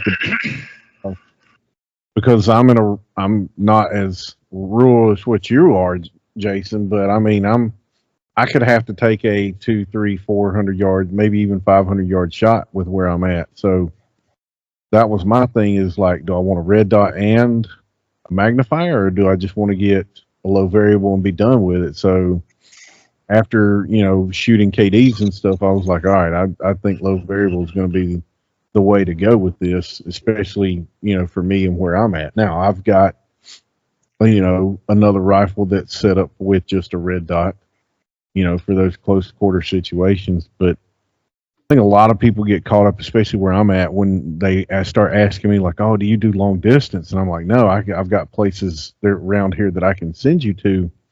And, I'm like, yeah, they can get out to 1,000, 1,500 yards. And they're looking at me like, what? They're mainly, their idea of long distance is like 200-300 yards. Right. And I think people get wrapped around the axle. You talk about setting up your rifle correctly. People just, and I think a lot of this is ego driven, but they think that they've got to have, all of the magnification. Not understanding that magnification is not necessarily your friend. And it's physics, right? So the higher your magnification, you're going to lose field of view. You're going to lose resolution. And that's just, you can't get around that because it's the physics of how light works.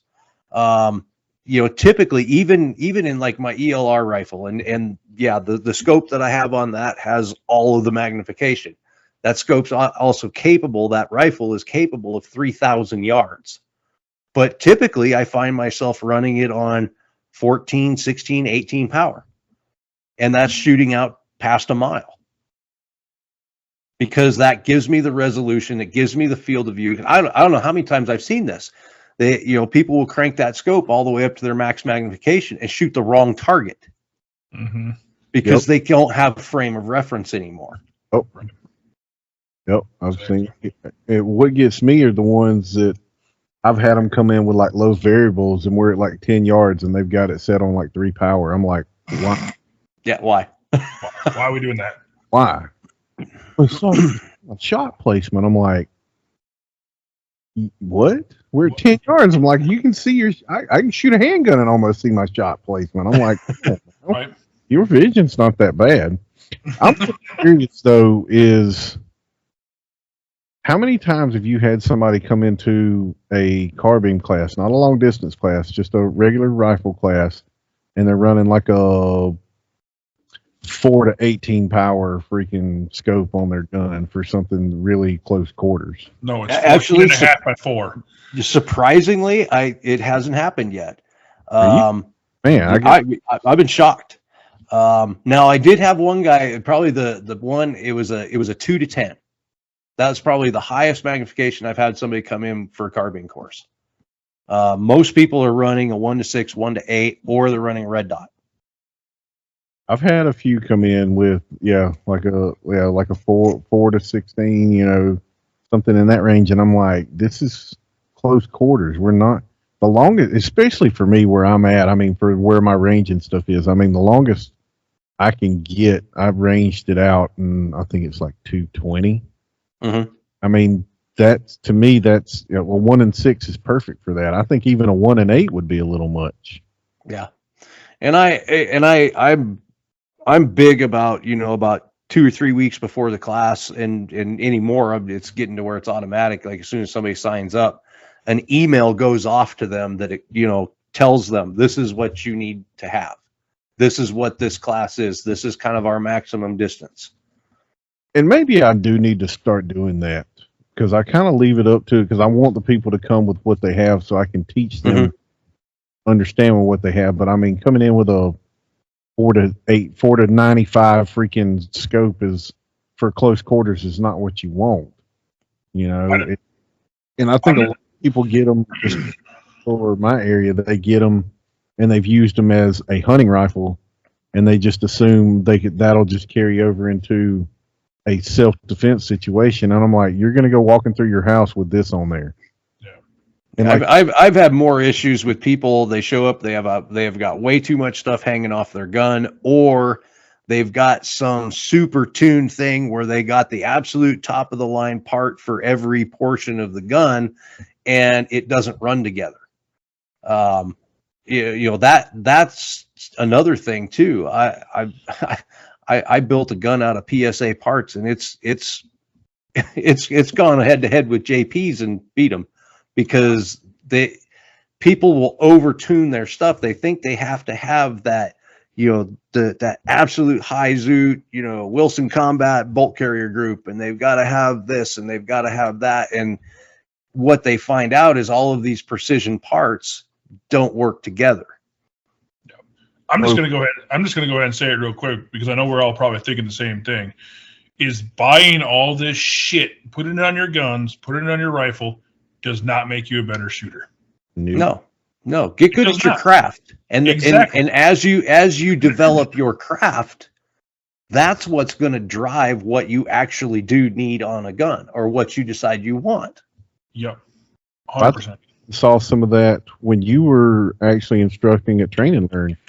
I think in my group we had quite a few people, their rifles went down, and hopefully we had Lance and Anthony from Tactical Life, and it's like, hey, here's a Tactical Life rifle, here's a Tactical Life rifle. They're nothing tuned, just your plain Jane stock rifle, and it's running way better than the $5,000 tuned AR that somebody just brought in. So what was it? Was it the year you were there, Jason, when Armand threw his AK across the freaking range? Okay, I wasn't gonna name them, but yeah, they're the AK that took flight. Yes, you were there.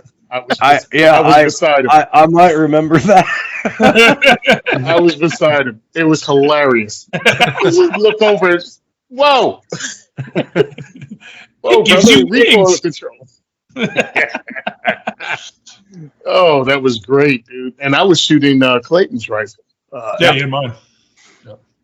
No, it's stop buying all this Gucci ass shit, put it on your guns. Is not. And let's be honest, like you were talking, Jason, some of this stuff, overdoing it can actually hinder you. Exactly. Yeah. 100% can hinder you.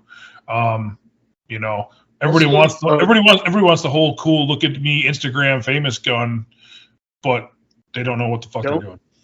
Don't take the new stuff that you haven't tested to a class, but you're gonna frustrate yourself. Actually, no, I would disagree with that. I would say take it. Really? Because the only way to really pressure test it is to run it through a class. I'd have to agree with Jason. I'm taking. So Tony, now, it's not to say that you're not going to rip it off at the first reload break, because this thing sucks. But no, I think cool. I think taking it to a class, that is the way to really pressure test a new piece of gear. Hey Tony, Okay. I'm going to need to borrow your high point. Okay. I'll bring it. 100%. Okay. Then the reason I said don't bring it is because it's going to let you down. The reason you say bring it is so you can learn what it is and learn its limitations. I agree with you. Because that's where it's going to be pushed. It's taking it outside that box. You're not playing with it. You're not going to be able to do only the things you're good at with it. You're going to have to do what the instructor wants you to do. So, I guess make sure you bring a backup gun that actually works, though. No, exactly. Right. And that's why even if I take a rifle class or a pistol class, I always bring a backup gun. I always do. You never know what's going to happen. Even the guns that I know Chris is running, I'm running, Jason, you're running, Tony, you're running, like shit can happen. Your guns, it may or may not go down. In some of these classes, squib load that jams up and will not come out of the barrel. Yeah. That happened to me. Yeah. I've seen a Glock 43X go down in the class. It happens. I've seen Glock 19s go down. That's one thing that trips me out when I start talking about malfunction drills is, some people are like, oh, my gun's never going to malfunction. Bullshit. And that's what I'm trying to get them to understand. Like, it's not so much your gun, but really the ammo. Mm-hmm. See more of probably a malfunction with the ammo than you are with the gun. But shooter. I mean, I had that today where, my shooter just, and especially as the day wore on, just fatigue was, she was getting stovepipes. She was starting to limp wrist because she was getting tired. Right. Yep. That can definitely happen as well. Yeah. Right on. Or not so much not the stovepipe, possibly catching it when it's actually ejecting out because you're limp wristing and stuff. Mm-hmm. Yep. And I've seen that a lot as well toward the end of the day. With people just, you do get fatigued. Depending on how many rounds you're running in the class, it's going to happen. But again, it's also a test to let you see, because I get a lot of people, like I don't really offer a lot of all day classes during the summer because nobody would sign up, and everybody's like, "Oh, it's too hot." I'm like, "If shit hits the fan, it ain't gonna be like everybody's gonna be like, well, it's 100 degrees, time out, no shit today." Exactly. Yeah. Well, and Yeah, and look real at the life- Middle East. real Like heat makes people angry. Yeah. Nice. Yeah, there are no Black Flag days in real life like they have. Hey, low activity day. All right, we're done. Drink plenty of water. Drink plenty of water. Stay indoors. Yeah, Oh, shit. staying indoors and drinking plenty of beer. Right? Oh, yeah. There's that. No, I think this has been a really good conversation. Definitely.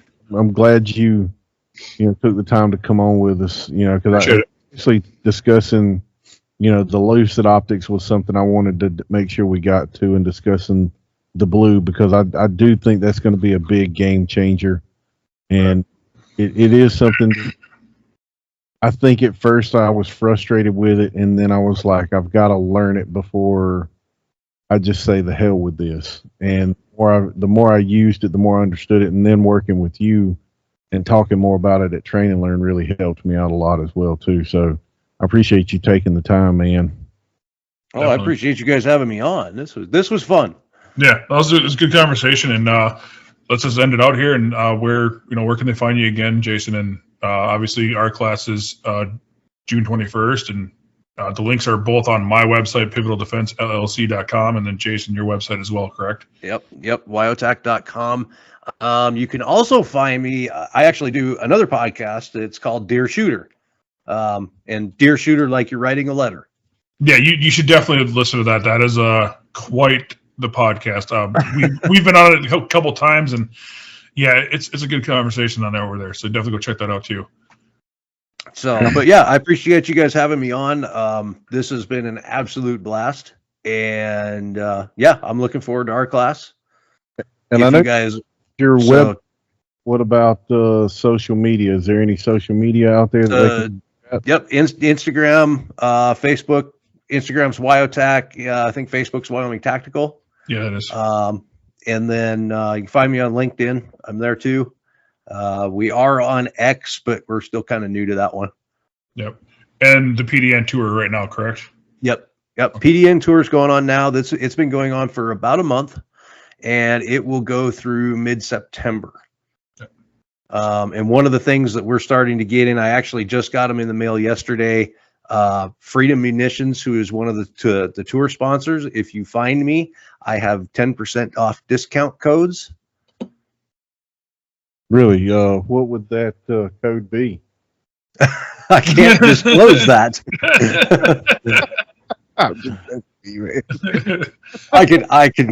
I could probably send it to you in email, but but the whole idea is you're supposed to come to class. Yeah, great. Don't worry. Back Throne 10. Type in Brokeback Throne. Brokeback Road 10. It's one of the states that I haven't been able to make my way, so it's going to be. Hey, let's do some long range, Chris. Let's do it. Hey, well, I got to get me a long range rifle first. Oh, we can fix that. Yeah, that's Too easy. That's an easy fix. But no, again, really appreciate you being on. We'll have all of Jason's information down in the description as well too. So you'll be able to find it. We'll get it. I'll get it in the screen here. We'll have it down in the description.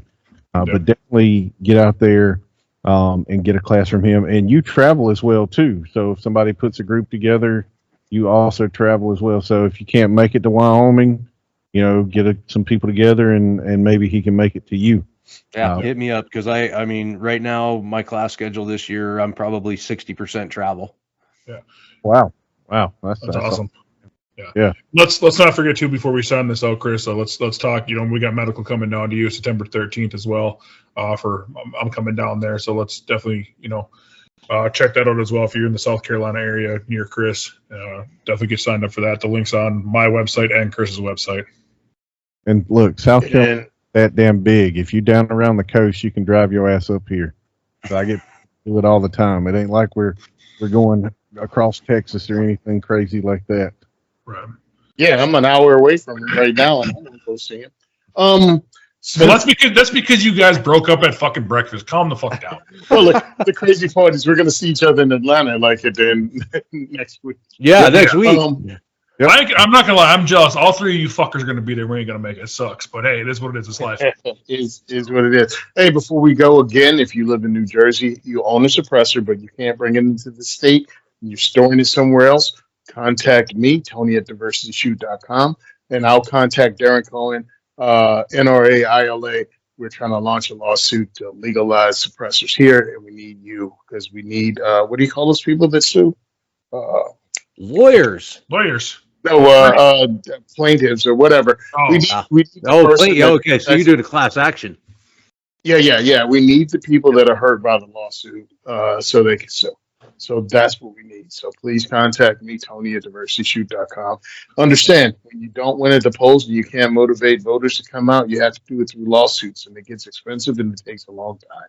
That's why it's more important to actually get out and vote and make your voice heard politically so these things don't become laws.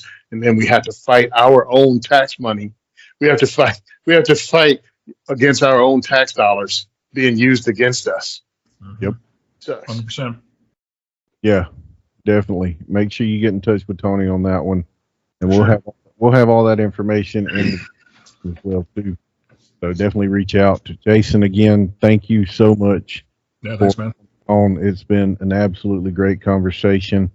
Again, this is Locked, Cocked, and Unfiltered. I hope everybody has a good evening. Energy is next level, so damn you better be careful. I got an angel and devil, he snaps me straight in the temple. I'm ready to be a rebel, I've got a lot of potential hidden inside of this vessel. That shit is so exponential. I need a first class ticket to the top, no limit. I don't play no gimmicks, I'ma take you to the clinic. If you want a taste, come at me and you will be replaced. They won't find a trace of you anywhere or any place. Oh.